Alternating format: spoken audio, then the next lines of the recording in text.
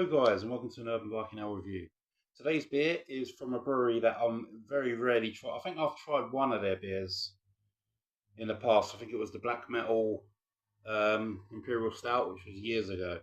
The brewery's Jester out of the States, and they were like a real sort of holy grail sort of brewery for us UK beer shooters back in the day. I mean, we was always like, if you had a Jester beer, it was like, wow, really sort of, it was really something. So anyway, this is a can of their table beer, which is called Le Petit Prince, and it's a farmhouse table beer.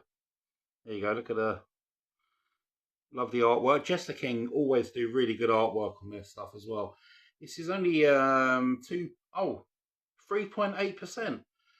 For some reason, I thought this was 2.9%. I'm sure it said that on it must be their older version. Yeah, 3.8% table beer. Farmhouse style. Not a style that I've reviewed a lot of, but I'm always interested in trying them.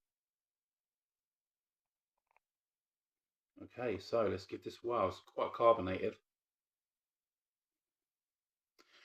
Farmhouse style is usually in regards to like wild ales and saisons, which are like usually low ABV.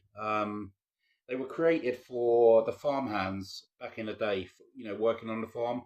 So they'd have a beer at lunchtime, and it obviously didn't get them too smashed. So I think that was the reason for saisons and farmhouse beers. So okay, so beer in a glass. It's got a big old head. I did try and pour that slowly, but pretty carbonated, nice sort of hazy golden colour. Let's give it a nose.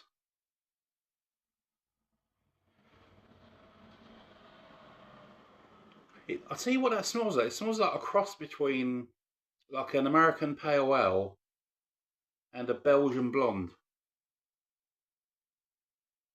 You're getting those sort of fruity notes, a little bit of grapefruit, a little bit of lemon.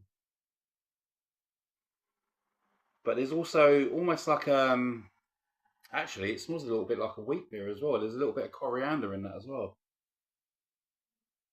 Yeah. It smells really strange. It smells complex.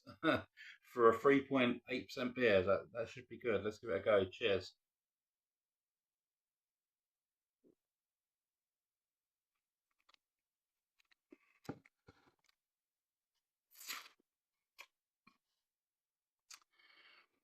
It tastes exactly like a Belgian blonde beer.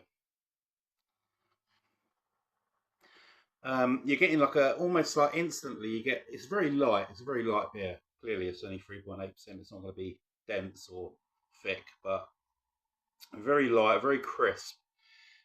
It's like a Belgian blonde. You're getting that nice sort of yeast ester at the bottom of everything, but as the base sort of thing. But then you're getting a nice lemony, grapefruity hoppiness, which is not huge at all, but it's like mild. It's almost like it's caressing that yeast, giving it like a nice sort of a little bit of vibrancy. And then you get a nice bitterness as well. There's a nice little bitterness that creeps up as well. This is pretty complex considering this. Like I say, it's only 3.8%.